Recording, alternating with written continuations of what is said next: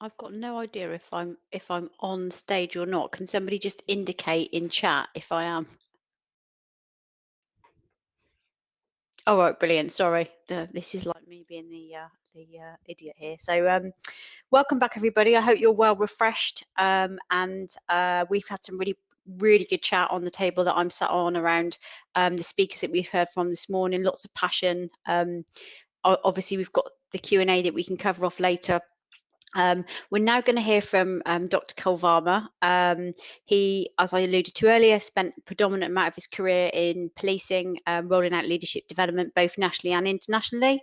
He's going to talk today about how organisations need to go beyond compliance, the importance of thinking strategically how we empower people to gather evidence and how we use emotional intelligence to ensure we include everybody. Cole's a very interesting person, so I hope you get much out of the session today as I did in my conversation earlier in the week. I'll hand over to you, Cole. Thank you very much, Ellie, for inviting me to this fantastic conference. I've been moving around. It's my first time on Remo, and it's blown my mind, actually. It's really good. I'm going to have to use this as well. So firstly, thank you very much for joining me. Let me just try and get my PowerPoint up so that you can see it. Okay, let's have a look. Okay, application. Okay, I'm having some trouble in putting my PowerPoint up. It's not wanting to play on the application window. Can I ask Sharon just to put the PowerPoint up for me, please?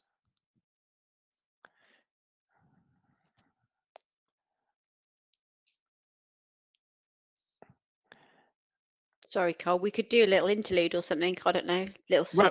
Well, we could. I mean, the first bit really. What I'd like to really get going on is this quest for leadership. Now, when we talk about the quest for leadership, I look at my 30 years in policing, and I was the good, bad, and the ugly in terms of a leader. And it's really interesting how we try and get this role of a leader, what a leader does, and it's really interesting in terms of how to go forward. And one of the things that I passionately believe is that we need to know why we're doing things within an organization, and then secondly, what do we expect from our leaders? And when I say that, it's quite interesting when I go around, there's all these definitions around leaders. I'm just having a look to see whether, has the PowerPoint gone up?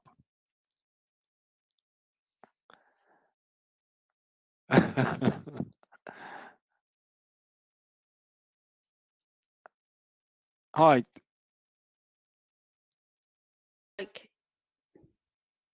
Looks like there's a little bit of technical difficulty. I don't know if you can start talking to it, and then maybe Sharon can try and get it up. And if not, Of course. participants afterwards. Of course, that's fine. That's fine. So in terms of oh, here we go. We've got this on. If we just put it onto the full mode.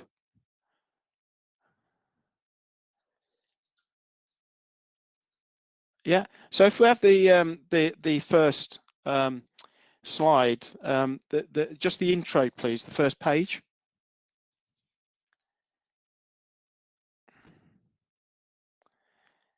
Hi, Lynn.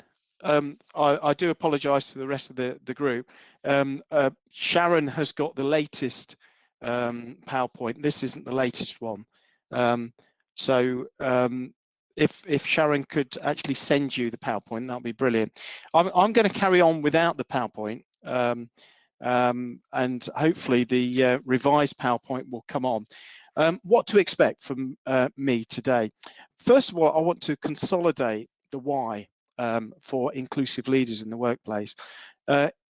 Inclusion is such a used word, but understood by organisation. Then I want to try and share some best practice, and then I want to create some new thinking. So success for me, for all of you, will be if you are leaving here with some interesting thoughts in your head, some challenges that you're putting towards yourself. That will be brilliant. So I'm going to go on a little bit about me. I run my own consultancy firm after 30 years of policing. I've worked with all sorts of clients in the private sector, in policing sector, security, Royal Mail.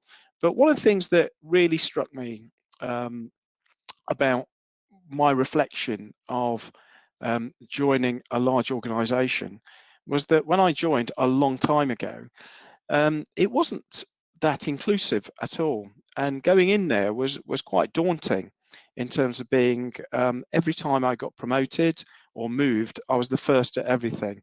And when I've spoken to female colleagues, they feel the same. Other BAME officers and police staff feel the same as well. But one of the things that really struck me when I first joined was when I arrived at St. Anne's Police Station in my full uniform, a person, a guy called Paul, I won't say his second name just to save him embarrassment, just looked me up and down as if I was a piece of dirt and said, "Oh, F me, is that the kind of people we're letting into the police?" And that was my first introduction. But luckily, there was Dougie Richardson, who was a fantastic leader. He put his arm around me, took me to the sergeant's room and got me a cup of tea. And my team were tremendous. If it wasn't for my team actually showing me resilience around difference, and they wanted me to be included, I would have left. I totally wouldn't have stayed in the force. So I'm a great believer in terms of when we talk about resilience, when we talk about inclusion and difference, sometimes we are missing the point that I believe that most people are there to do the best, and most people are there to actually help one another. So in that's quite an interesting one in terms of retaining difference. Thank you. I think we're back up. So we're on slide 4 now.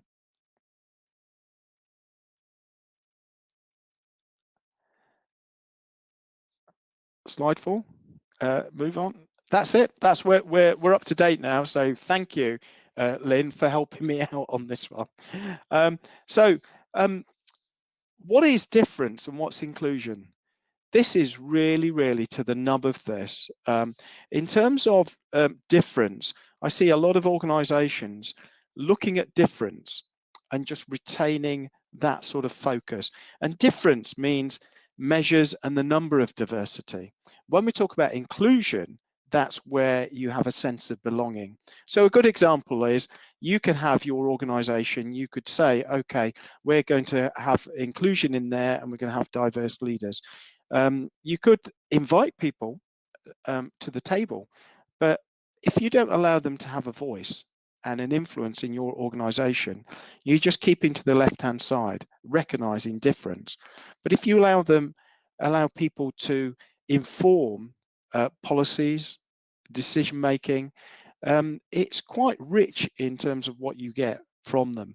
Certainly, when I've seen in public service, we've had a lot of issues around recognizing disabilities, recognizing people's home circumstances. Certainly with COVID, that has really taken us, blown the hole through home working and flexible working. Whereas before, there was lots and lots of people, certainly from my industry, from policing, that were told, you know, you've got to choose between the job or your family.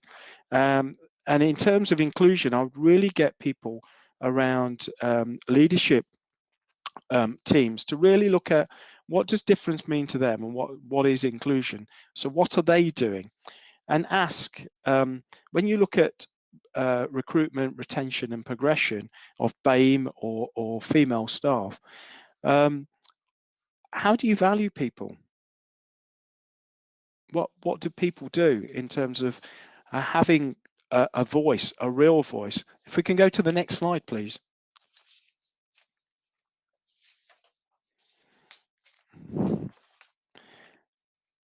Okay, I just put this up and it's quite interesting. So one of the speakers, Alicia, I've got to say to her, thank you very much. She mentioned the why, and she also was very brave in terms of confronting some of the issues that are facing your sector. So thank you very much. And we're talking about sort of recruitment, retention, and progression. If we don't see those as linked policies or strategies, then we're on a cliff edge, because you can recruit as much as you can, because usually when we recruit people, we tell them the best of the organization. When they come in, sometimes they may see things that they haven't expected, or they're confronted by the culture. When they see that, then there's a right issue in terms of retaining really good people. And then the next is, how do you allow people to have a safe space to be fairly progressed throughout the organization? And I think sometimes the progression issue is seen too narrowly as to get to the top. There is another way of looking at progression, where you have lateral development in terms of developing your own skills. In Greater Manchester, one of the contracts that I had, we did a case study, and the simple thing was to ask, why? Why do we need inclusion? Just tell me why. Give me an elevator pitch. Give me a short sentence to say why we need this. And I'm passionate about, a lot of organizations are doing things without knowing the why. When you know the why, then it's quite easy to move to the what and the how. Sometimes you don't have the resources and you need to build that up, but without centering on the why, you haven't got a cat in hell's chance. And a lot of leaders that I see, that I develop and I coach, that's the key question I say to them. Why? Why are you a leader? What is it that you want to do? So that is a really, really powerful question. There's a McKinsey report in 2018, and what that report said was that greater diversity in the workforce results in greater profitability and value creation. What we're talking there is opening up new markets. A lot of the time when we have organizations, they are just very blinkered in terms of who their customer base is. And isn't it amazing, you know, when we look at the range of foods that we've got in our supermarkets. Certainly when I came to this country with my mum, there was no Indian food. There was no rice as you find it. Certainly there wouldn't be gluten-free. But if you bring diversity in, you actually open up markets and you actually make your organization responsive to the current time. Can I have the next slide, please? I feel very grand doing this. We did do, I just wanted to show you a case study. Again, when we talked about why do we need inclusive leaders, we need to know, what does inclusion mean to the individual, the team, and the organization. And then what I did with that team is to try and define a sentence that would be immediately understood. And then asking that question, why do we need inclusive identities? Why are they in the workplace? What do they do? And one of the things around that workshop was that it was amazing that people wanted people with differences, but what they also then did through the culture was try and wash away those differences and get them to do exactly the same thing as that organization is doing. And that's sheer madness. What we need to do is bring people with difference in and utilize their human capital, and so that they retain that human capital, so it becomes more productive for the organization. What I mean by that is cultural knowledge, languages, the skills that they may have. You can actually have people that are working in organizations that bring in their skills, their knowledge. So we need to ask that question again, why? And what are we going to do with people if we build this inclusive organization? Can I have the next slide, please? The pitfalls of not having an inclusive leadership strategy, I've put those pictures up about Black Lives Matter, and it's quite amazing in terms of Black Lives Matter, how it's resonated in the UK. The resonation is the uncovering of the fractures that we've had in society for a long time. And what the Black Lives Matter movement has done, it's allowed people to have a conversation. And I think that's been wanting for a long time. In this country, our nemesis, well, not nemesis, but our great wave of conversation was around Stephen Lawrence. in 1999. But what happened with that is that people operationalize a very emotive subject in terms of community, in terms of inclusive leadership. And what we've resulted in is that we keep doing the same thing, but we don't alter the how. We don't alter the methodology. So for your organization, if you don't have an inclusive leadership strategy, what's the best and worst case scenario? And I have to say that in terms of the inclusive leadership strategy, what Black Lives Matter is really talking about is the institutional racism that defines a lot of our structures and processes. It still does. And what I say to leaders in all sectors is that, you know, when you're weeding the garden and you might have some cultural issues, you need to weed and take out the roots. And one of the things that we haven't done in that analogy is that in the UK, we might have thought we've taken the weeds out, but some of those roots are really, really ingrained, and we call that culture. Can I have the next slide, please? And I'm going to try and wrap up, move on. Privilege and unconscious bias. If you tap it again, it should come out. I spent 6 years of my life, 6 years of my life looking at police racism. And far too long, what we've done is that we've focused on technical issues. Now, in the report that you had this morning, we had leaders that said that we were focusing too much on the technical issues rather than emotional behaviors or emotional intelligence. So there was a study done with millionaires in the US. And what they did was they studied these millionaires who were very, very successful. They had very little technical skills. They had very little managerial skills. What they had high on their side was emotional intelligence. Their social confidence in going forward, taking a risk, and actually engaging with people and making those relationships. And I think what we need to do is when we're talking about a leadership paradigm, what is that leadership paradigm? Now, earlier, we were talking about management and leadership, and we have this debate all the time. Can you have one without the other? Well, there's elements of both.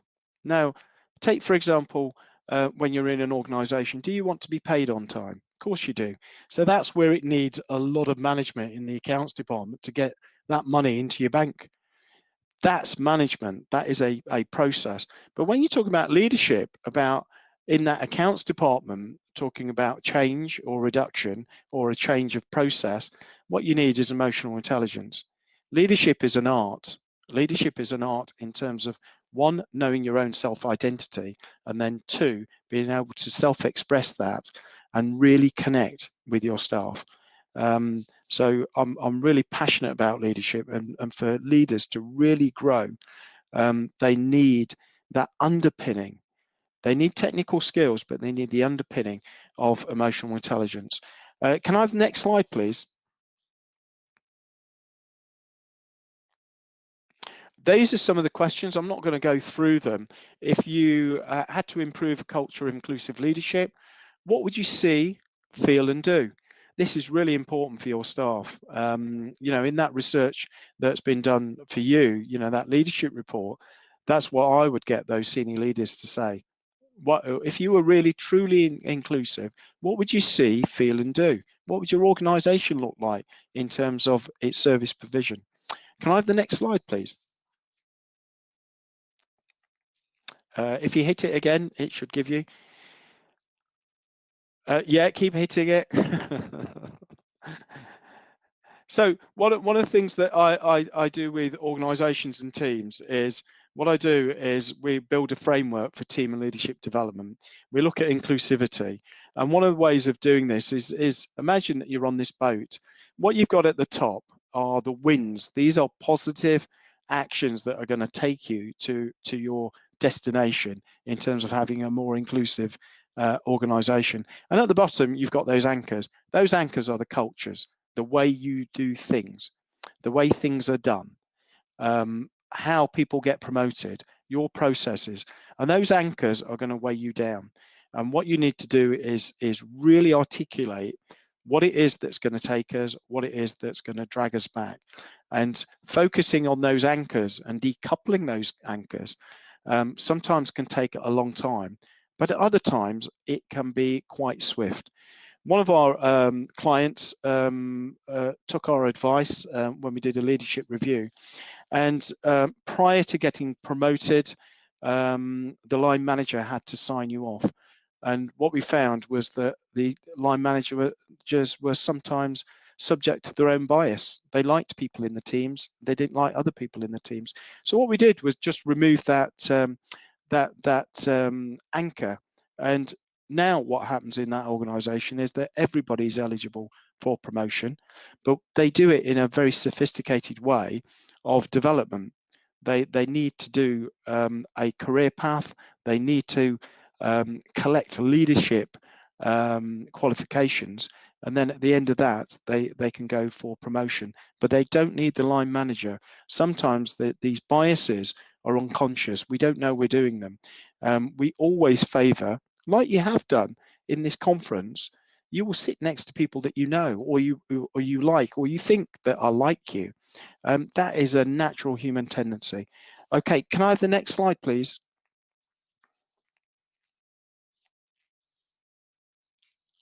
Now, you earlier, this is an addition that I put in. Earlier, you were talking about bringing people in from outside the sector and coming in.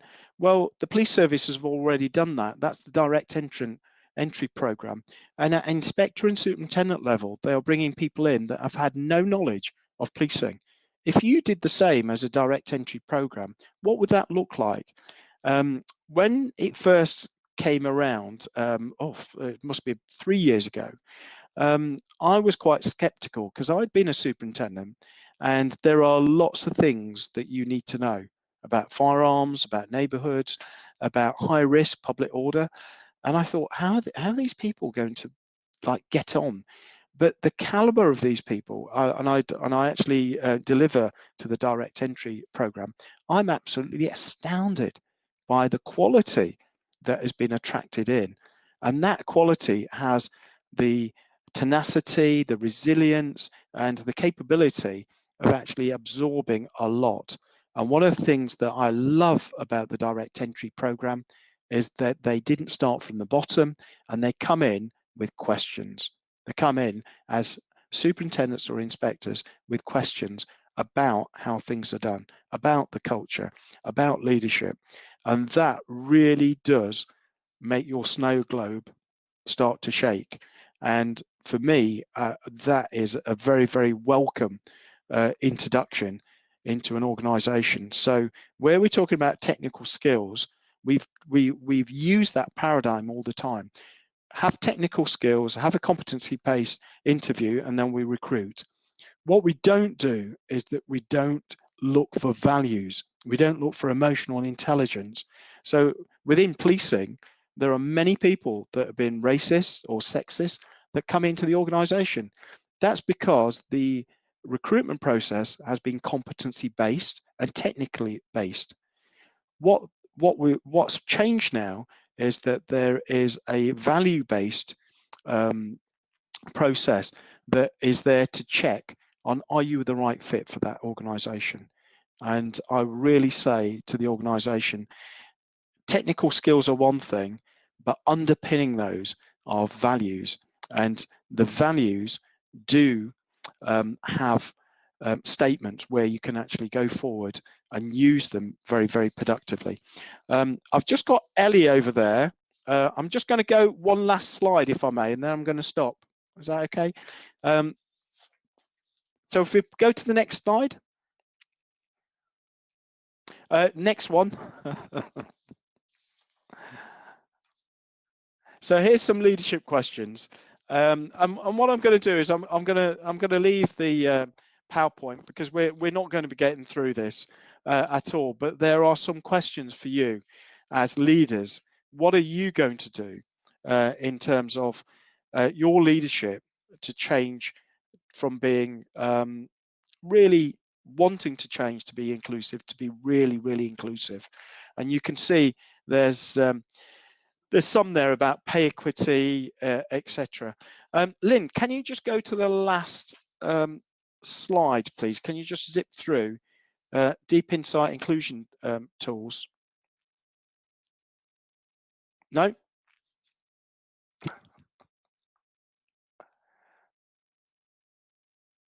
Am I still live? Am I still talking? If I am, let me just wrap up by saying. Yeah, maybe just wrap up and then cool. Thanks. Sorry, Ellie. I know you're under time pressure. If I wrap up, the why is really important. How you do things is really important.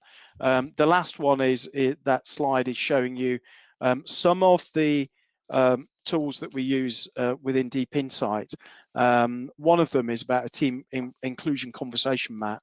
How you get those conversations generated are really down to senior leaders changing the culture. So if there are two things I would get leaders to concentrate on is leadership and culture. Both are interlinked. So thank you very much for listening to me this morning. Ellie, there you go. I'm going to stop. Thank you, Cole. I'm really sorry that there were some technical difficulties for you there, because it's never easy, especially when you trying to get into the flow and there's some disruption. But I think some of our candidates had difficulty with the slides, but we'll share those afterwards. But really interesting insights there, some great questions, and we can probably cover some of those off as we go into the panel debate. Now, lots of questions have come through for you, Cole, so we'll pick those off as we go. Can I ask the organisers to bring all of the panel to the stage the stage now, so that we can go straight into the Q&A? Is that okay? So I think we've got Alicia joining us again. We have Kate joining us. We've got the questions from earlier, and Rebecca Clark, our head of membership, is going to join us. And we've got about 20 minutes of Q&A. We've got some really interesting questions. Well, I'll start with one that I think is for you, Kate, because it came through during your presentation, which is around the research participants. And you spoke about specific out of housing sector examples which were useful for building relationships with and learning from.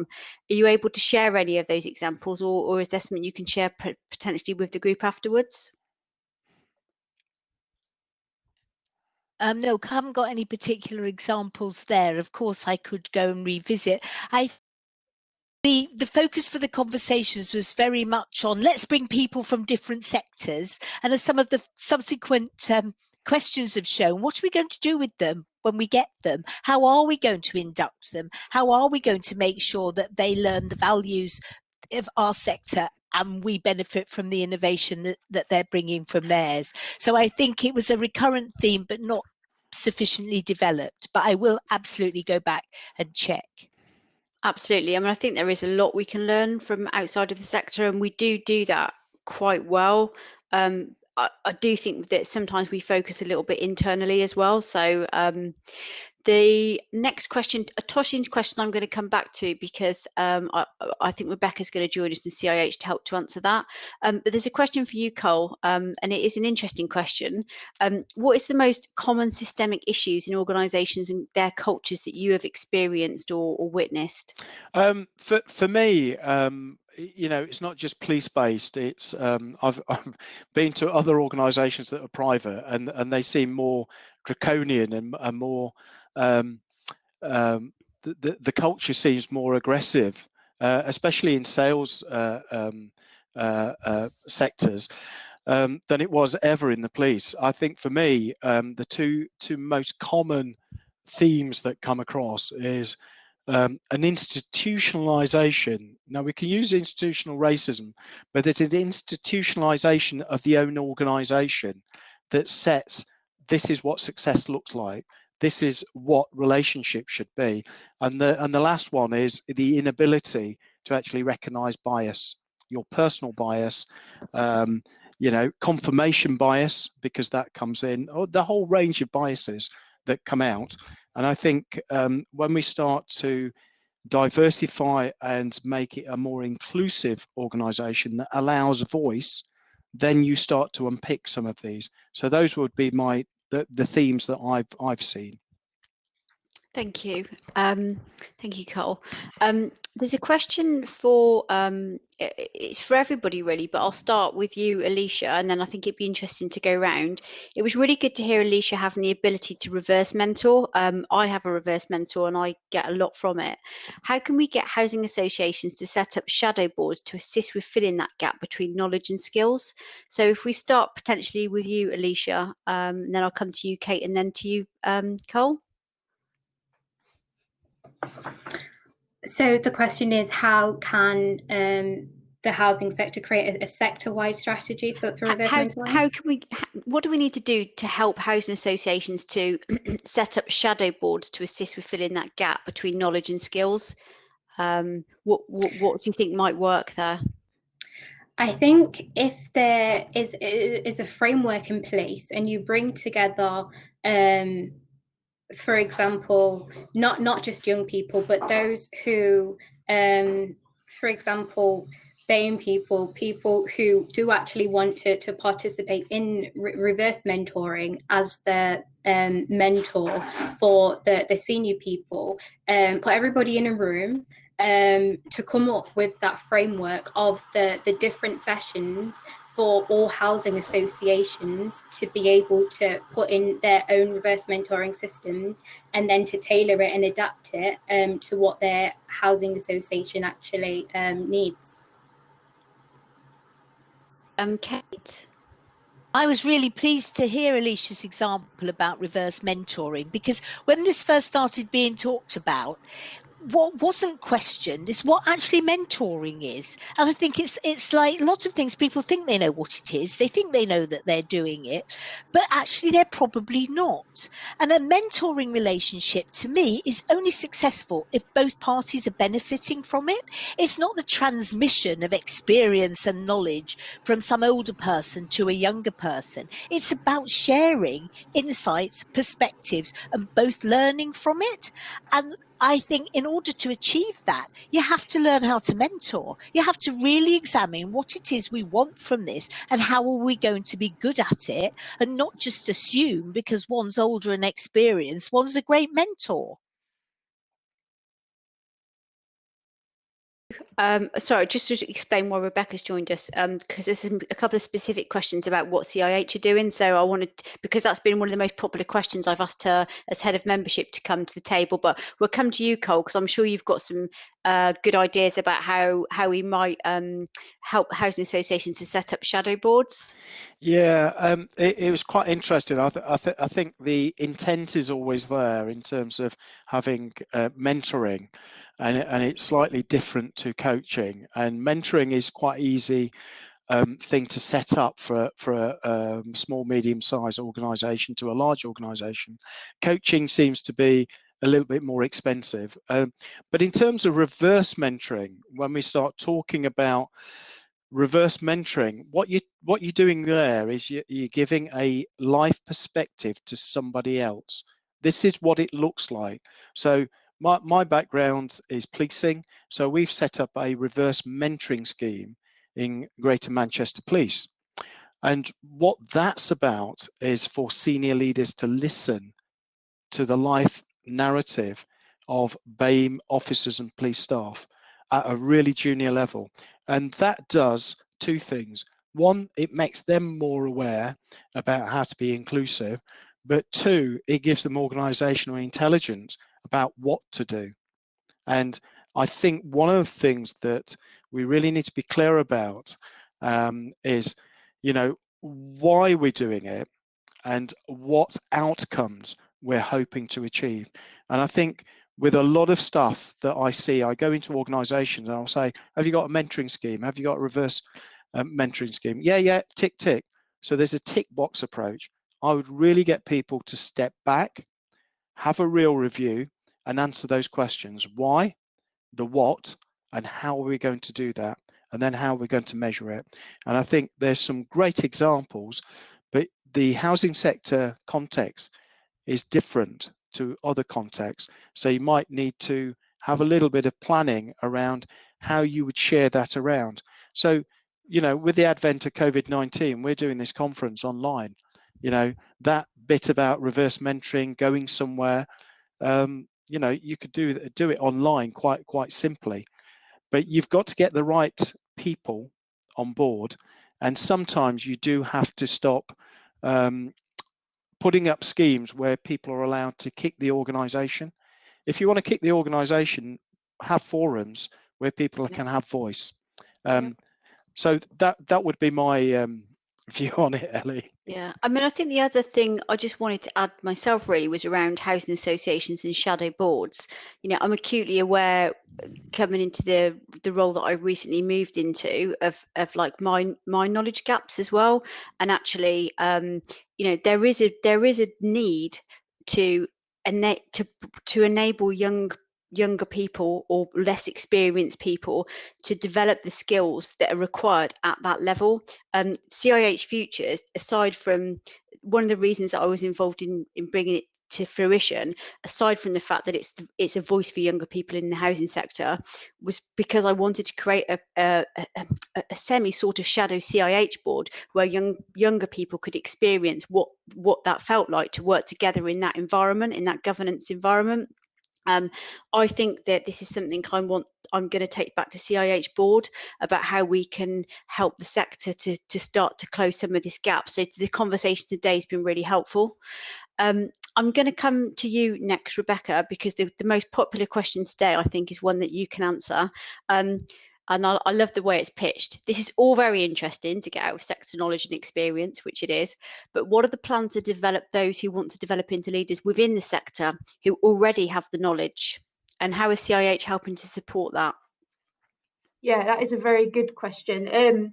Just to kind of link it back into the last question on one thing we are doing, our series that we started that you mentioned at the beginning, Ellie, the CIH Building Better Boards programme, the next session on September the 30th will actually be about how we increase equality and diversity on boards, and it will also make reference to a race code that's been developed by a guy called Carl George. So hopefully that will help give some really practical tools and solutions at that level to try and do that, and we'll be fully endorsing and supporting all of that. And it will also make reference to Progress Housing Group, who are one of the first organisations to actually have a shadow board. So there'll be details of that on our website if anybody would like to come along to that.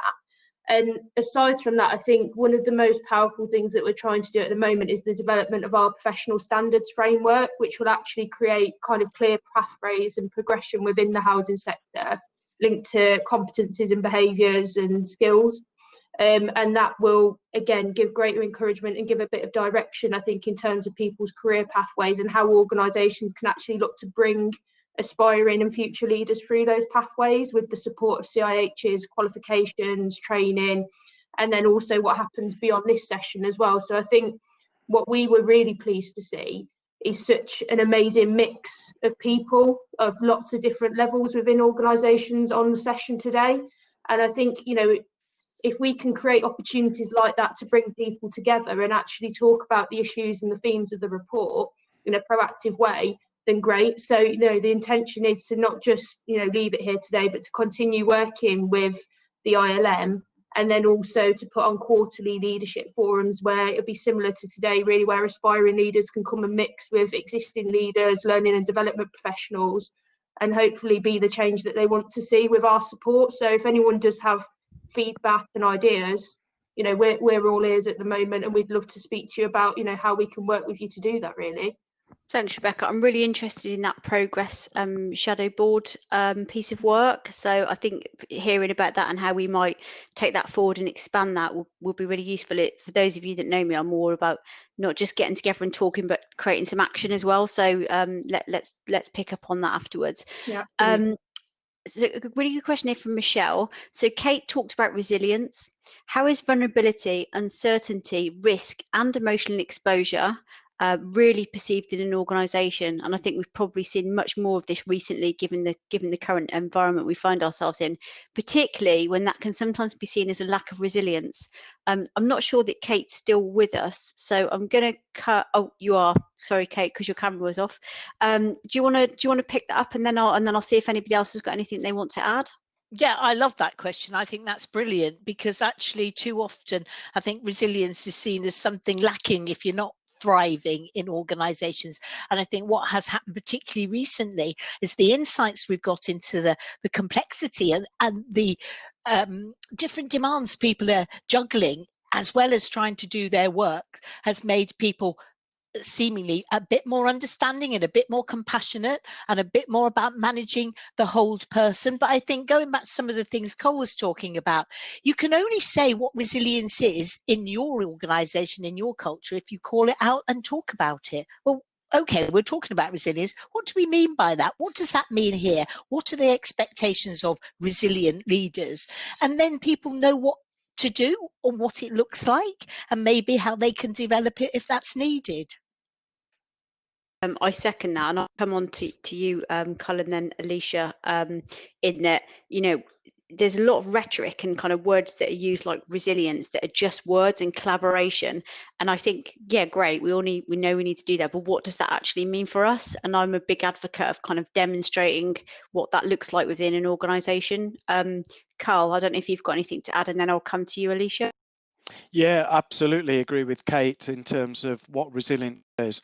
And I think, you know, whatever framework that you're making, and Rebecca was talking about competencies, you know, I'm hearing it, I'm here, I want to hear in organizations those underpinning values that set about how people do business. So when we talk about resilience is, you know, Kate said earlier, just get on with it. Well, resilience in the police service was, you know, if it's too hot in here, just leave. That's what resilience was. And I bet you in your organization, in your sector, is that if you can't cope with the demands, well, somehow you're not up to it. I think resilience is a little bit more subtle than that. In terms of leadership resilience, that's about your own well-being.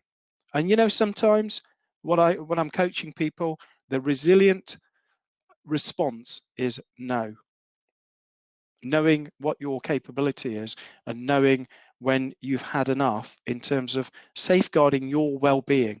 And I know it sounds a little bit soft in terms of your own self well-being, but crikey, you know, we don't expect pilots to, you know, take us around the world for 8 hours or 12 hours or beyond that. We don't ask people to do things on ships. There is a resilience that we need to build in. And I think for leaders, the resilience is really about their own well-being and then the well-being of their staff. So how can we get resilient at that? And again, it drives towards emotional intelligence all the time. So that would be my response, Ellie. Thank you. Alicia, what are your thoughts?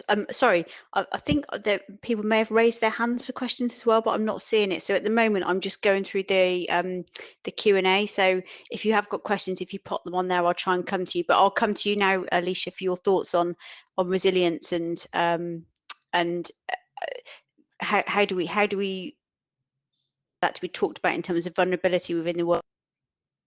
I think I agree with everything Kate and Cole have said, and I think for example, a lot of young people that I know, when that they're having their mentoring sessions, resilience is one of the things that crops up quite a lot. And I think, as has been mentioned, it's so important to actually define what resilience actually is. And normally sessions run where it's building resilience in terms of building good relationships with others, learning to build confidence and take on different challenges, and learning to identify and express your own emotions.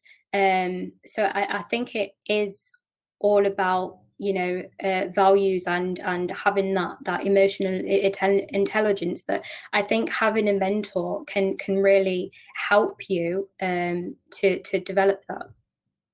Fantastic, thank you. There's a question here, and we had a little bit of a debate about this at a table in the networking break about how we as a sector can recruit more young people who live in their homes to work in the sector, and the sons and daughters of our tenants.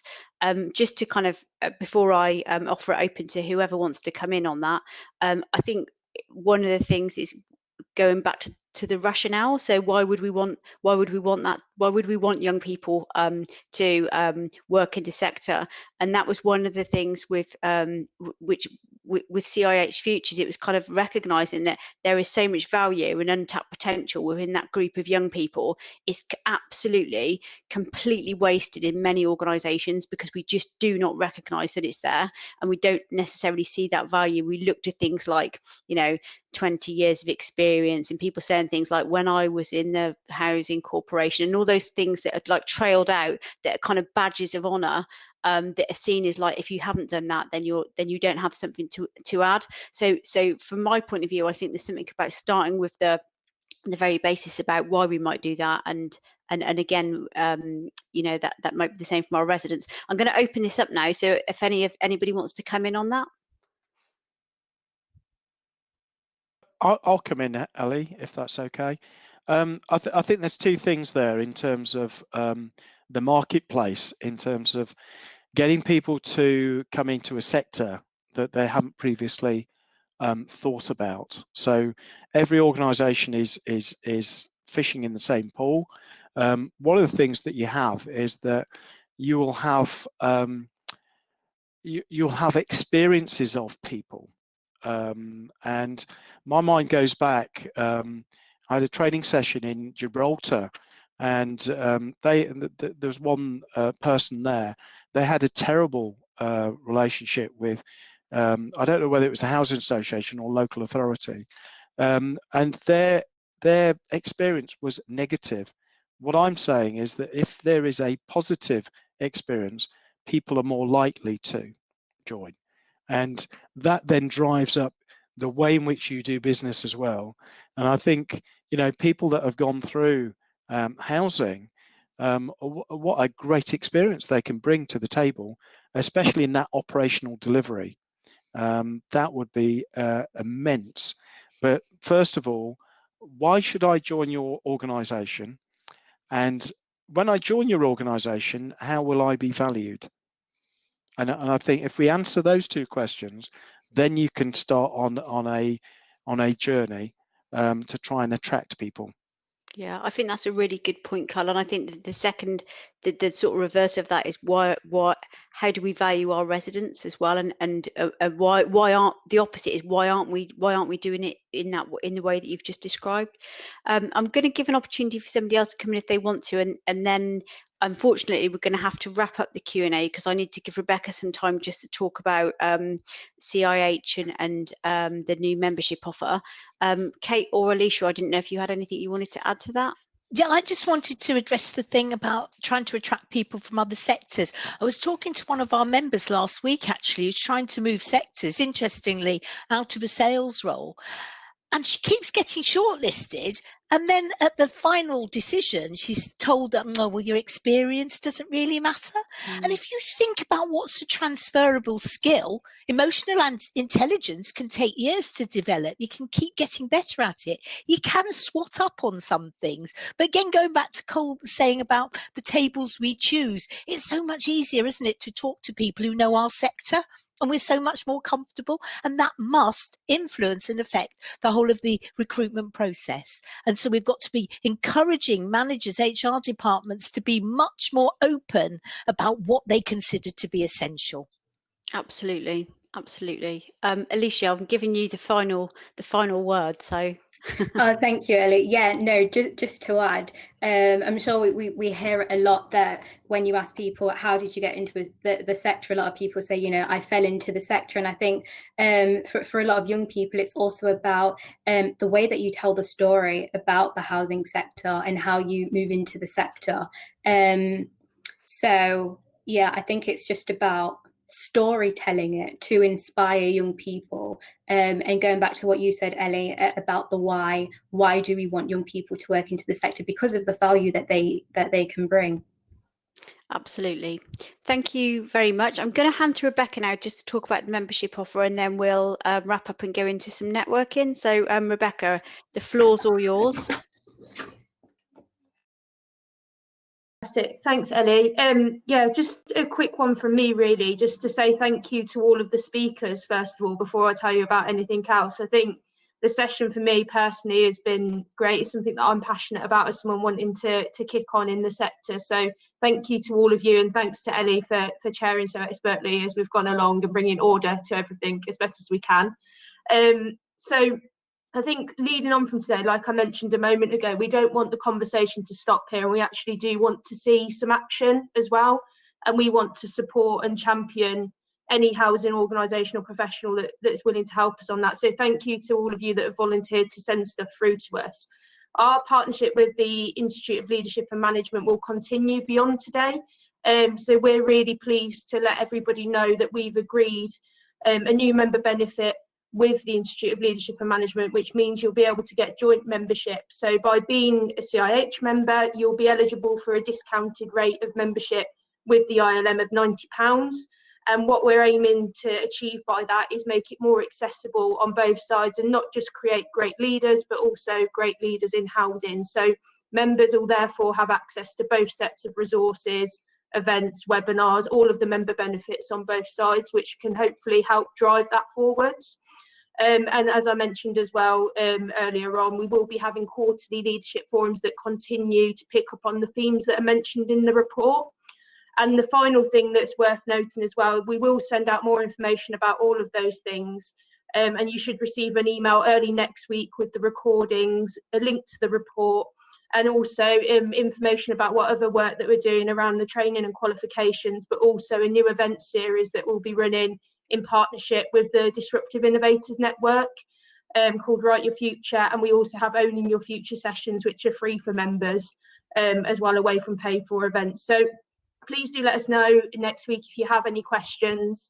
And thank you all for coming and joining us there. I hope you found it all very useful. Thanks, Rebecca. I'd just like to say a really big thank you to our speakers. Sorry, I hadn't realised that you were going to leave the stage, but I'm sure that if we were at a real life event, you'd be getting a standing ovation for your fantastic presentations. I think we're all going to be around now for some Q&A, and there'll be some materials and things to follow. But if there are other things that you want, or you think we've missed, or that you need a bit more detail, so I know particularly, for example, Cole's slide, some of you may have had difficulties, we can arrange that for you. But thank you very much today, and let's maybe head into the virtual lounge for some I don't know, brownies and coffee or whatever we usually have at these events. Take care, everybody. Bye. Thanks, everyone.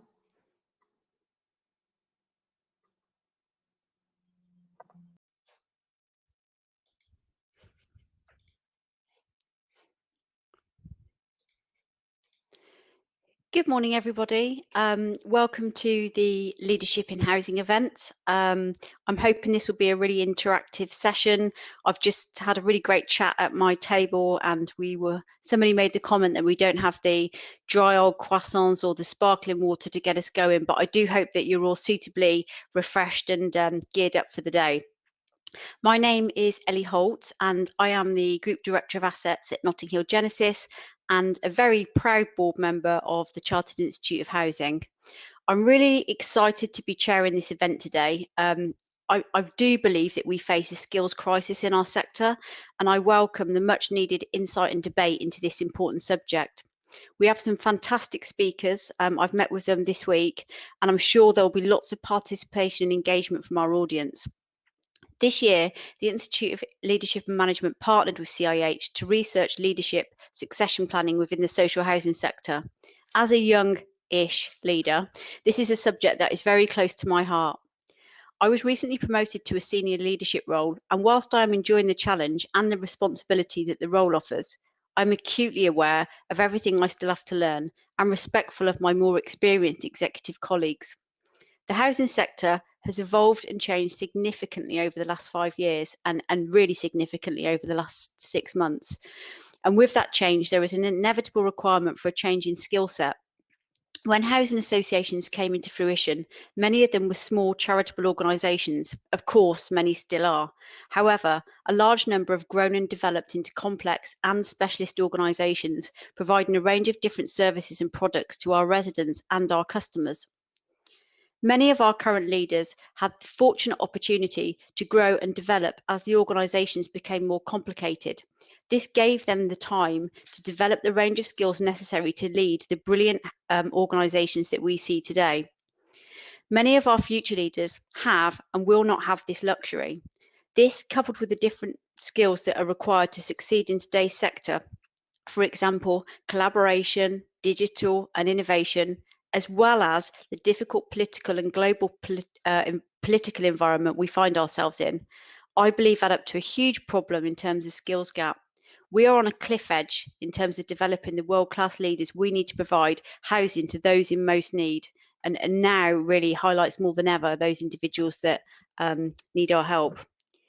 It is more important that we look to increase and promote diversity in leadership, creating more representative, inclusive, and ultimately more successful organisations.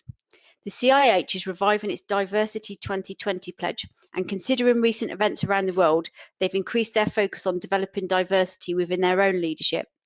I am helping to support this work at CIH. They currently offer new board membership called Building Better Boards, which includes quarterly sessions for best practice sharing and networking on important issues. One of our own board members at Notting Hill Genesis recently attended one of these events and gave some really good feedback. They also offer leadership training sessions with an ILM accredited trainer and qualifications up to level 5. And most exciting of all, a membership offer around leadership commencing after today's event, which will bring together current and aspiring leaders into one network covering the themes of the report and any topical issues as we go along. The research carried out has identified the capabilities and knowledge required of our future leaders and sets out what we need to develop the best people to close the skills gap. The day will start with Kate Cooper. Kate is Head of Research, Policy and Standards at the Institute of Leadership and Management, where she shapes an innovative research programme to inform, inspire and impact the practice of great leadership wherever it happens. Kate joined the Institute from a career in university programme leadership in the areas of management, strategy and professional development. Kate will launch the Leadership in Housing report, which was carried out over the last 2 years. Ironically, when I spoke to Kate about this week, although it was carried out over the last 2 years, the themes identified have become even more important due to the current pandemic.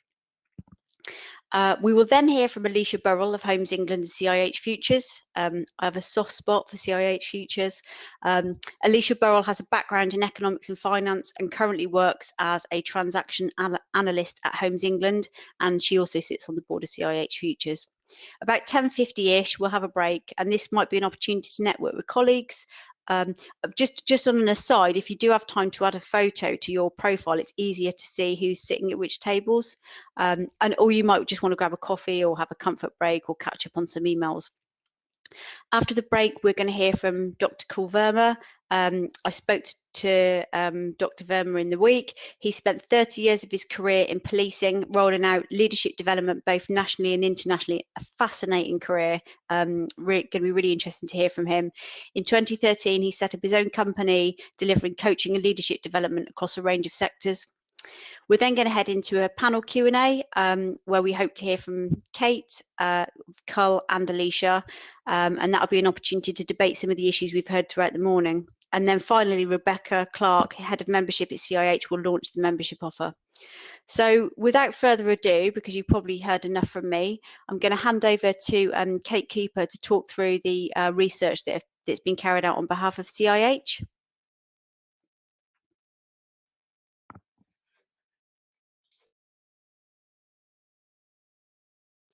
Oh, you're on mute, Kate. Thank you very much, Ellie. That was a great introduction. And I've been really looking forward to launching this research because it was, as Ellie said, it was quite a long time ago that we did it. We conducted 6 2-hour focus groups with CEOs, senior leaders from the housing sector, asking them about this looming capability gap. You know, what did they think had caused it? What should be done about it, what was being done about it, in fact. And so the opportunity to tell you about it today is so welcome. Really pleased to be able to do that. Of course, the full report will be available to anybody who wants to read it. But what I'd like to do is really talk about those highlights. And as is so often the case in organisations, if you ask people what the problems are, they know, you know, they're experiencing them. And they also have brilliant solutions. And it's brilliant bringing people together and gathering a momentum and a real will to affect change that makes change. So I'll go through some of the things that we thought were really interesting, and then the recommendations that again arose from the experience of running those focus groups. Anybody who's done any sort of leadership or management course will have done a PESTLE analysis. When you look at what's going on in your sector, outside your organisation, and saying, how important is this to us? And of course, in the housing sector, that so many aspects of that PESTLE analysis are absolutely crucial, important, and affecting the sector so frequently. So here, the leaders that we were talking to in the focus groups identified the economic impact and how lots of instances, how the social disadvantage has changed the sector to some extent, and we had different sorts of service users, different people having to engage with. Then of course there's government was mentioned frequently about changes in policy and different directives being given. Demographics, we know that the population is getting older, we know that we're going to have more and more older people to look after. That's a big deal. And how could anybody say that technological influences weren't going to affect them? So what this means is leaders in the sectors need to be able to sort of embrace and understand all that change and have the resilience to keep on keeping on, as it were. A very strong theme, and I probably will mention this quite a few times, was how important knowledge of the sector was considered to be. And an understanding of housing, not just as a sector where things happen as in normal sectors, but almost a calling about the important social values of the people who have joined the sector, grown up in the sector, and are now senior leaders in that sector. But of course, as I said, when we looked at those sort of PESTLE features that have changed, stakeholders have changed because the sector's changed. There are so many new players, new entrants into it. So the relationships have become more complex, and the ability to deal with those diverse stakeholders has, of course, been increasing rapidly. People were very concerned about succession planning. Obviously, we did the research because there was an identification of the looming leadership capability gap. But what are we going to do about filling those gaps? There's a great awareness that a whole tranche of senior leaders were due to retire, leave, and what are we going to do about filling those places? Very strong message, and I think Ellie is emphasised that in her introduction, that an awareness that actually, do you know, we've got a huge amount of talent in the sector already and we're just not properly using it. So how do we go about developing and using the incredible talent that exists? Formal training courses, absolutely, as again, you know, Ellie mentioned how important that they are, but also people were saying, you know what, we also like the less formal coaching, mentoring, things that really help us develop as individuals. So what conclusions did we reach here? Well, absolutely talked about what does it take to be a great leader in the housing sector? What are we expecting from people? What is expected from people? If somebody who's an aspiring leader, what is it that they need to be thinking about now in order to develop and to grow so they too can become senior leaders in the housing sector in the not too distant future? So commercial skills, absolutely recognised, much more different sorts of business models that are being used. We need to understand different ways of running a business, but that social conscience has got to always be present. And understanding the technical knowledge that's needed, the commercial skills that people have to acquire, and the social values actually given more emphasis. That understanding of the social mission, if you like, of the sector was actually given more emphasis than leadership capabilities. But leadership, of course, was a recurrent theme because that was the subject of the discussions, and an awareness that something needs to be done. Drawing in people from outside the sector was very interesting, and lots of discussion about that. And obviously, people have different views on that. And if we want to innovate, if we want things to change, if we want to look at things with a fresh pair of eyes, then it's often important to actually bring in people from outside housing. But what I think was being really stressed was that those people must appreciate that social calling that I've talked about, an understanding of the social values, and actually learn about the sector. So some suggestions that were given here was join by all means from outside, but be willing to shadow, do secondment, listen to people who've been working in the sector for a long time, whether that's peers, whether that's senior people, or indeed whether that's junior colleagues. Real encouragement, and I think that's good advice for anybody moving from one sector to another. Really listen and find out what's going on before you decide to bring all the great things that you undoubtedly are bringing with you. Mentioned earlier that this need for resilience, and funnily enough, that we're going to challenge that in a few minutes, but that idea of adapting all the time to all those drivers for change that the sector experiences, and having leaders that are able to do that and not overwhelmed by that very volatile, if you like, landscape. And what is, of course, very interesting, again, as Ellie mentioned at the beginning, there was a lot of concern about people not being in offices anymore, people working remotely, distributed teams, flexible working, people working different hours, different sorts of contracts. And that, of course, requires a different sort of leadership and management. And when you think about it, this is pre-COVID. Now, of course, at the moment, everybody's talking about this. Well, how do we manage people that we never or rarely see? How do we help support people who want to flex their working day? All these big questions that have emerged since March of this year were already being highlighted in the sector, 2 years ago. And back to that increased complexity of the sector and the sorts of business models and the sorts of organizations that are part of it means that leaders are having to have different sorts of relationships, managing more complex relationships, of course, and need to be building networks all the time. And maybe previously, it was okay just to know people in housing. And I think many sectors would say that. But now it's not okay anymore. And we want people who are able to go out there to become important part of networks, to join networks that don't perhaps immediately make immediate sense, but actually are helping us manage these complex relationships and understanding the diversity of stakeholders. So they're the research highlights and a few of the conclusions. So now the recommendations that emerge from the report, I'm going to go through them one at a time. And these, of course, were great thing about when you're doing focus group research, that you try and get people to stay on the question in hand.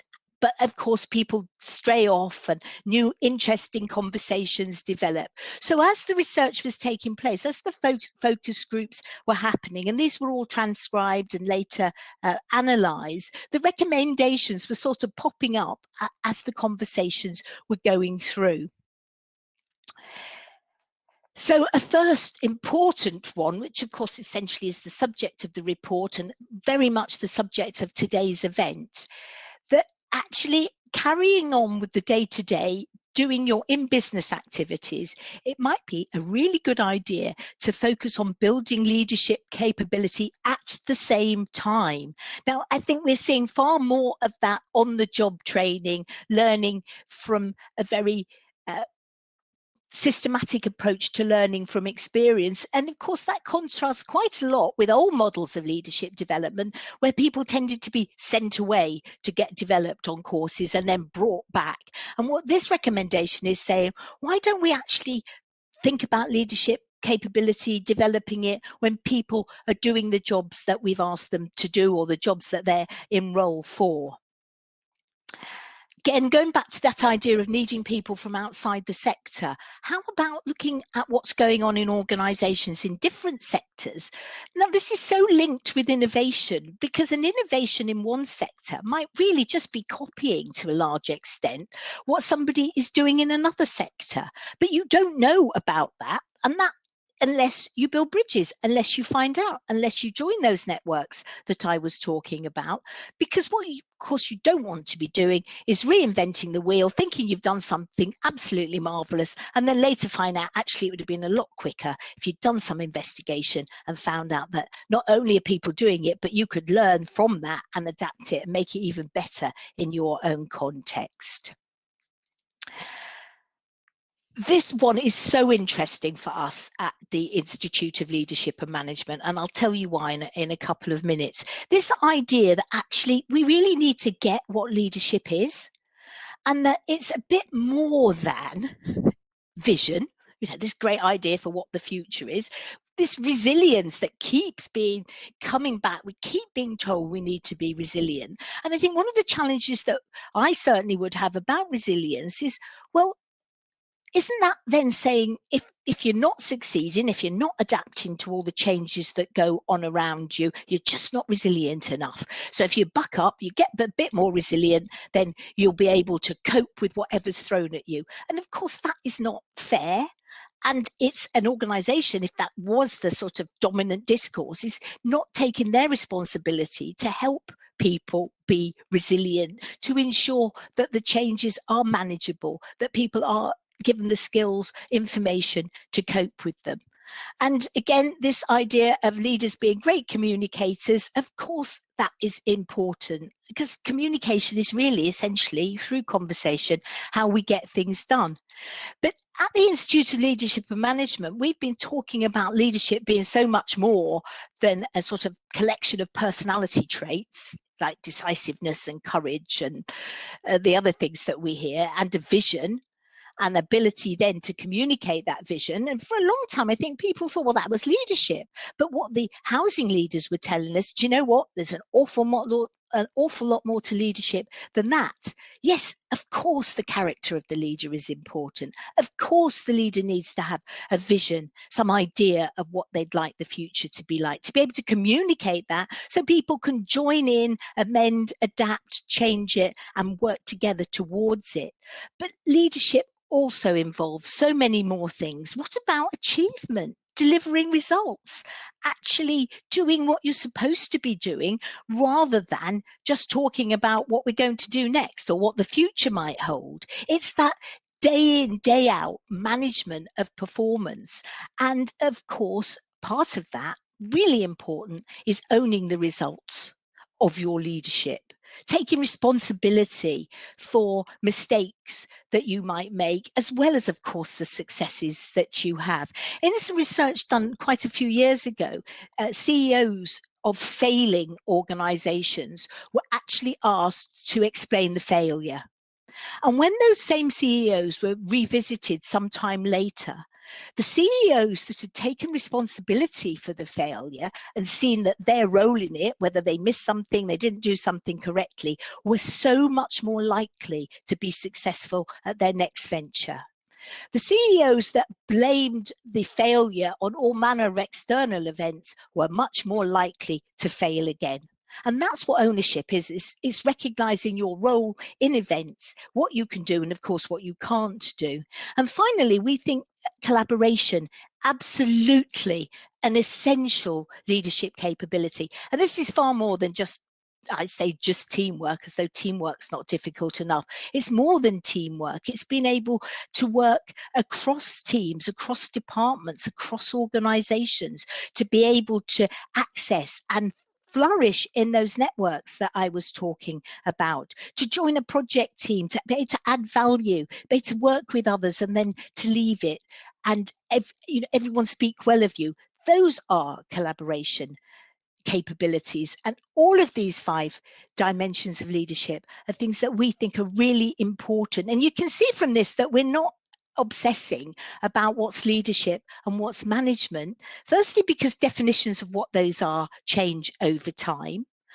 Often we're doing both at the same time, or we're in one mode more than another. And also, people don't really have the opportunity to think whether, shall I be managerial about this or shall I try and lead? You know, they're just coping to the context in which their problems, their leadership is taking place. So leadership is huge. And I suppose you've all noticed as well, even in the past 5 years, for example, how much trendier leadership has become. And it's like management is the poor relation. But they're both really important. And so often definitions are blurred. So that's what we think about leadership, and that's really so well reflected in the focus groups, how much there is to it, but of course how much you can learn. These are not things that you're just born with. This is study, this is knowledge, this is finding out, and this is hopefully what the partnership between our institute and your institute, the Institute of Housing, will mean, that we're developing capability in leadership while we are also leading in the sector. Talent pipelines. Well, how could we not have talent if we didn't have a pipeline or some way of developing it?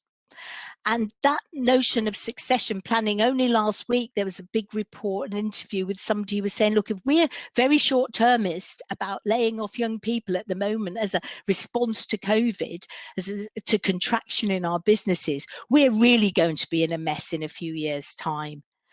And so here the recommendation again came from for the people in the groups. Let's have a talent pipeline. Very important to identify future leaders, of course, to give them those development opportunities.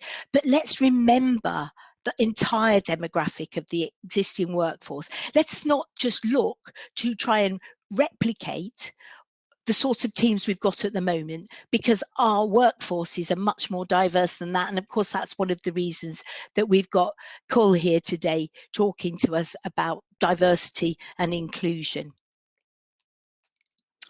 So how do we develop future leaders? How do we ensure that perhaps people working from outside actually joining from other sectors, get to know industry, or people perhaps joining at senior levels? And there was such a concentration and recognition of the importance of understanding the front line. And while this might be a particular issue in housing as something that's considered to be absolutely imperative, I think anybody who works in any sector, that experience, that customer interface of speaking to customers, knowing what their wants and their aspirations are, what their expectations are of the organisation, is just brilliant experience for anybody.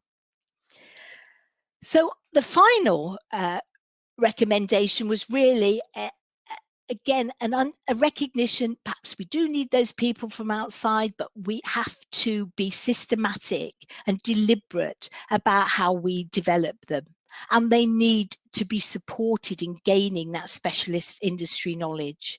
So they have to understand about housing, but of course that's as true for people, new entrants joining, who have got to learn. You've got to learn about how to lead in an organisation, as well as to know what it is the organisation's doing. So if you go back to our representation of leadership, there is so much one can learn, not only about how you do it, but also about what you're doing.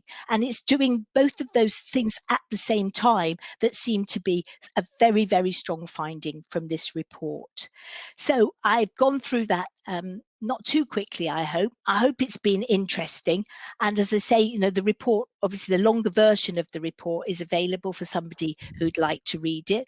And anybody who'd like to get in touch with me to comment on it, or, you know, add to it, give us feedback. We always love to hear from people, especially obviously when we've done some research in a particular sector, which is a real privilege for us. And I don't know if anybody's here today that actually contributed to those focus groups, but we couldn't have done it without them. It was very generous of them to give their time and all their energy and enthusiasm for what obviously is a sector overflowing with talent.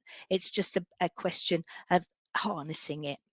Thank you very much. It was really interesting. We've got a few questions. We've probably got time to cover one question now. The other questions won't be lost. We'll either pick them up later in the Q&A, or perhaps Kate, you can pick them up kind of offline, or perhaps afterwards in the networking session. But and this is a question that's close to my heart, actually. How diverse were the participants that took part in the research? That is a question I cannot make up an answer to.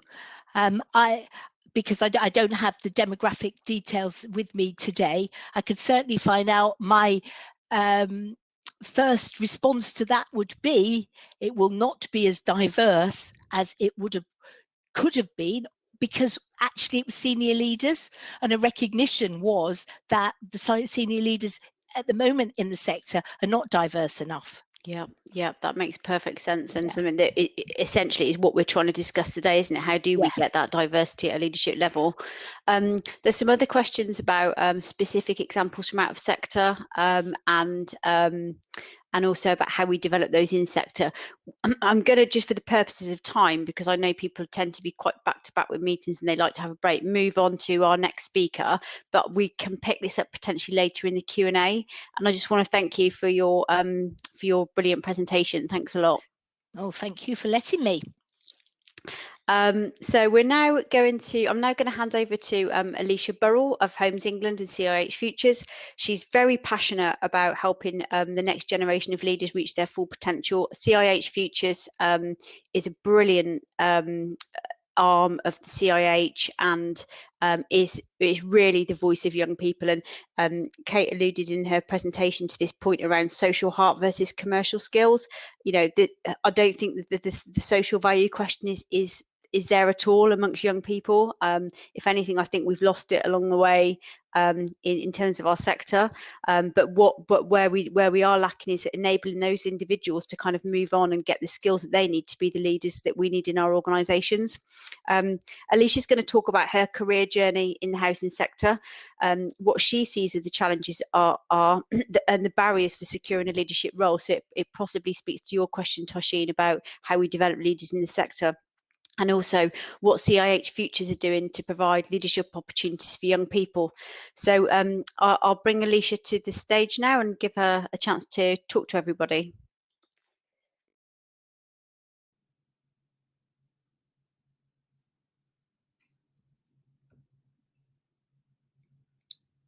Thanks for that introduction, Ellie. Yeah, thanks so much for the invitation to talk on behalf of CIH Futures. So as Ellie mentioned, my name's Alicia Burrell. I work for Homes England and I'm on the board of CIH Futures, which for me is amazing, because making housing a career of choice and really attracting more young people into the housing sector is something that I'm really passionate about. What I'm going to do is just start off by talking about my career journey to date, and specifically the leadership opportunities that I've benefited from in my career. And then I'm going to link my career journey with what I see that the future challenges are for the sector. But I'm going to base this on my perspective as a young person.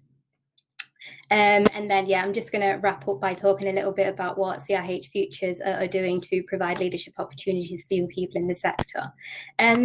So to start off with, when I was at school, I thought that I wanted to work in the financial sector. So I tried to do a number of unpaid placements at financial companies, such as accountancy firms. And after college, I went on to do my economics degree at the University of Northampton. And this was just after the financial crisis and the recession, and young people were being called the lost generation, because unemployment was an all-time high, and young people being hit the worst. And at that time, I was determined that me and my cohort would not be included in that label of that lost generation, and that we'd all be able to get jobs after graduating. So I decided to set up a economic society with the aim to develop students' employability skills, and invited speakers in from across the civil service and the financial sector, and organised trips to various places and just ran general sessions on leadership and communication skills for students. I'm going to relate this to one of the challenges that I see for the housing sector, which is the fact that at this current time, young people are in a similar position in terms of job losses, but also that the challenge of attracting young people like myself who are studying a non-housing related qualification, who aren't thinking about working in the housing sector, but who have a passion to help others, who may have, you know, innovative and creative ideas and are able to run with it to make a difference. Where if they were in the housing sector could bring, you know, fresh ideas and new perspectives. And I think that the future challenge isn't just being able to attract young people who have innovative ideas, but for those who are already in the sector, being able to create a culture and environment in the organisation where people can thrive and feel comfortable to share their ideas and lead on them, which may, you know, improve productivity of the housing association or wherever they work. So going back to my career, because I was doing a economics degree, I thought that I either, you know, wanted to become an economist or work in the financial sector. So I did a number of internships for financial companies to see if that is what I wanted to do. I did 2 of them. The last one that I did was during my second year at university at the Bank of New York Mellon.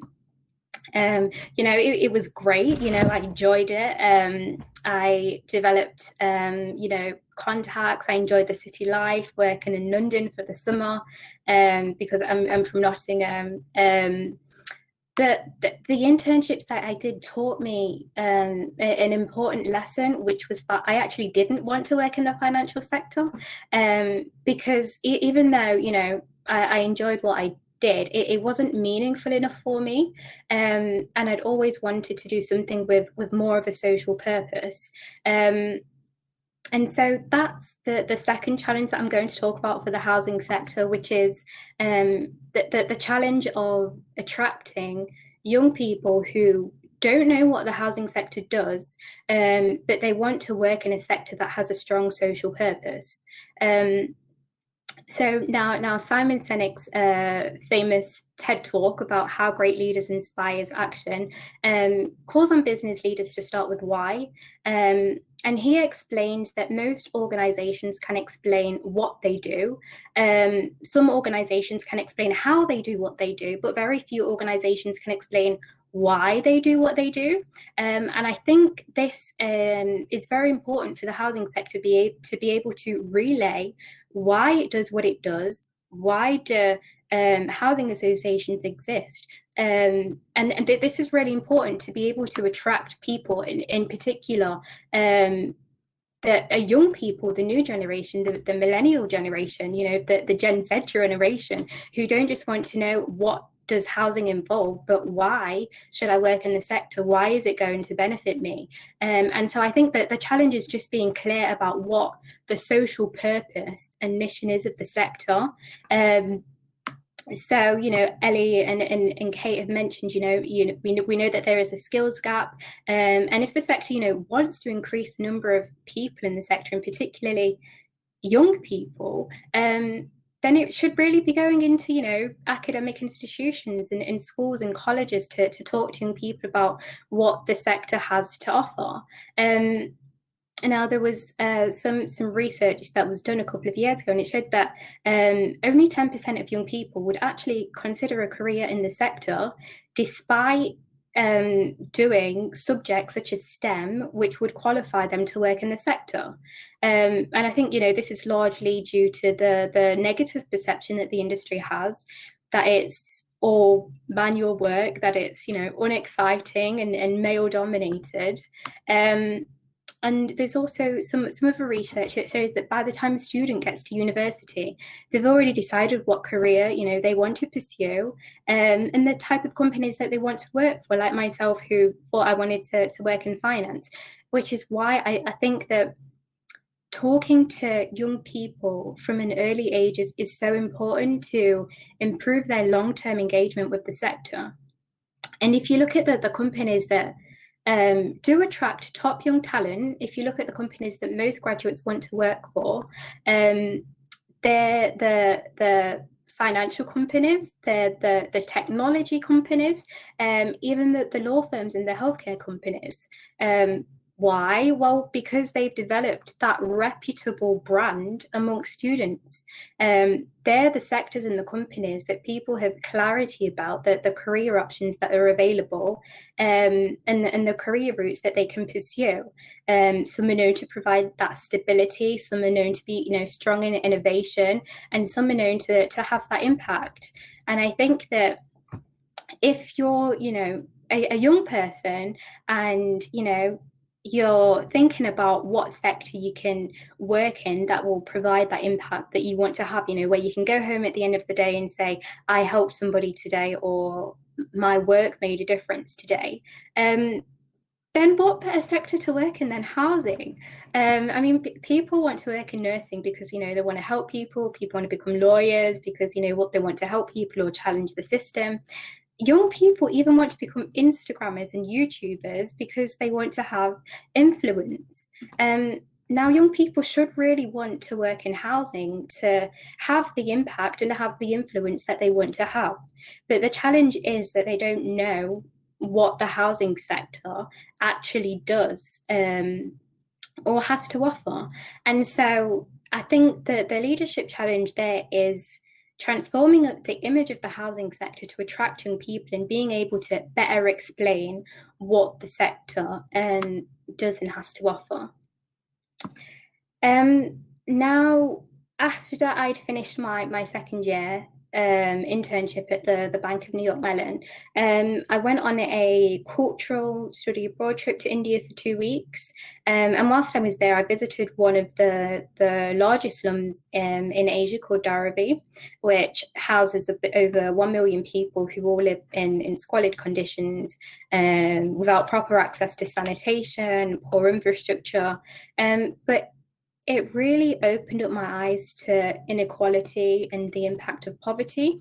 I saw homelessness on a scale I'd never seen before. And so when I got back to England, I was more aware of homelessness around me. And when I got back to university for my final year, I did my dissertation on slums and housing and the impact that it has on a country's economic development.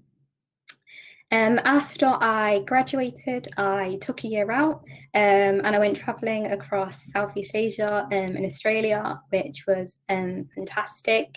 And then I did my master's in development economics at Sewers University. And again, I did my dissertation about slums and housing, but in Ghana, because the last place that I went was on a volunteering program to Ghana to support local people who wanted to start their own businesses and improve the economic development within a local area. After I finished my master's, I went to work for Homes England, which is where I am now, and I started on the GEM programme, which is a year-long housing development programme. And I'd say that this opportunity gave me a deeper understanding of the wider housing sector, what it's like working with tenants. It gave me a broader breadth of understanding of what the sector does. So I was on the GEM programme whilst I started working in the product development team at Homes England, which involved doing research and working with banks and other non-bank lenders to help create new financial products to get more private sector investment into the market to get more homes built. Because I was on the GEM programme, I was given a mentor. And I'd say, I had quite a few development opportunities that I benefited from. And so I'd say that the third challenge for the sector is being able to develop the skills of those in the sector. So, for example, writing my dissertation about slums and housing gave me the research and financial skills. And I mentioned that I'd been traveling, but I mentioned that because of the skills that I'd gained whilst traveling, such as, building resilience and improving adaptability and stress management, which help you in the workplace, but those skills were gained through experience. And so I think the challenge is providing and opening up opportunities for people, as I think Kate mentioned, to gain the relevant technical, but also soft skills and breadth of understanding of what the sector does by actually learning through experience, through shadowing, or secondments.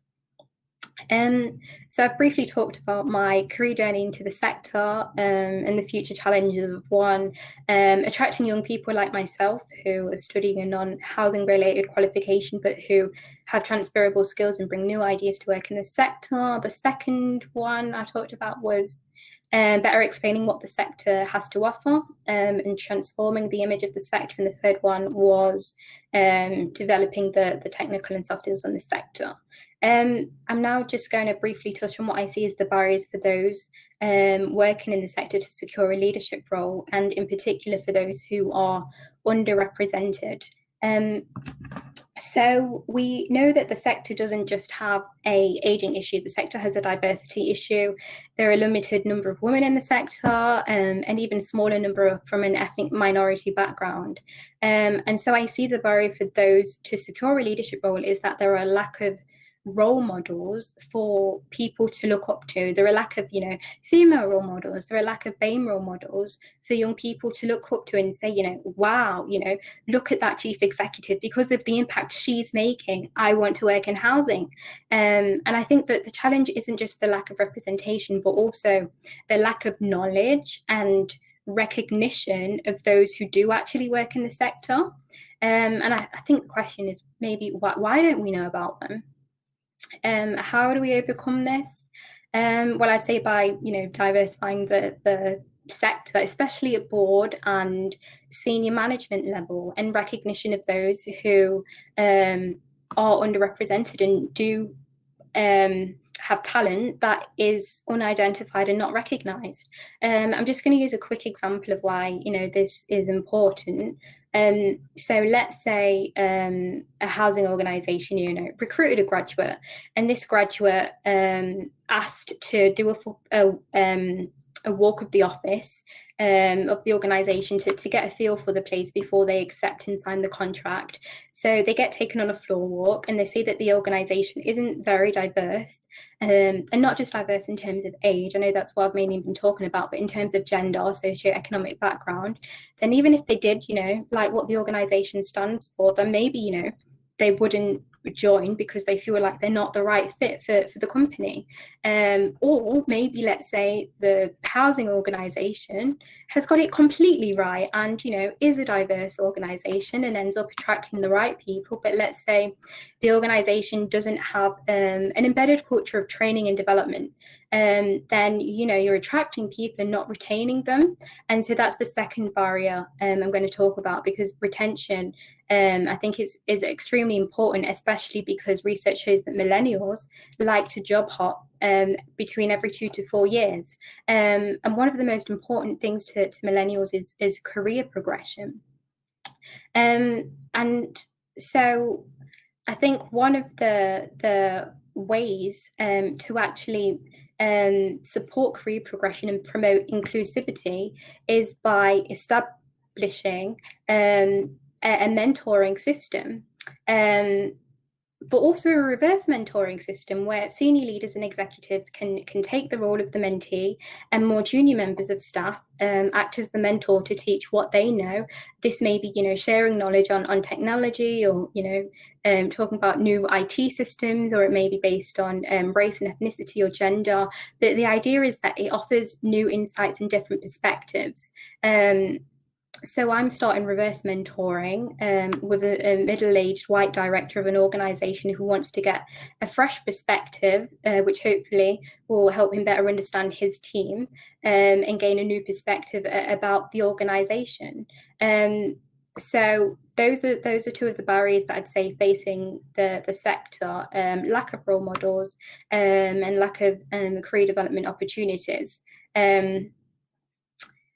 Now, in terms of what CIH Futures is doing to provide leadership opportunities for those in the sector, it's launched a strategy called Outside In, which is all about giving more opportunities to those building their careers, and how sets out a strategy about how we can be more inclusive as a board. Another thing that we did was we launched the housing competition in March, which aimed to attract more young people into the sector, and the winner of the competition gained practical work experience and was able to improve their leadership skills through the projects that they were given to complete. I'm going to leave it there, but just to conclude by saying that I think that whatever leadership strategy it is, or however the leader strategy is that the sector pursues, I really think that equality, diversity and inclusion really needs to sit at the heart of whatever leadership strategy it is that the sector pursues. Thank you very much, Alicia. I'm conscious that we're quite tight on time, and it's a really fascinating career journey that you've had, and I'm really interested particularly in the stuff that you did abroad and what you might have brought back from there. We're not going to get time now to cover the questions, but we are going to get time in the Q&A panel later. It's really important, I think, with the video setup that we do make sure that people get proper breaks. So I think we should take a break now until 11:05, bring Cull in. I've made a note of all the questions, so nothing's going to get lost, and we'll come back and revisit those as part of the panel later. But I really appreciate your presentation today. It was really interesting. Thank you. So if people want to kind of do what they need to do, maybe go and network, get a cup of tea, we'll come back at 11:05 to hear from Dr. Varma. Thank you, everybody.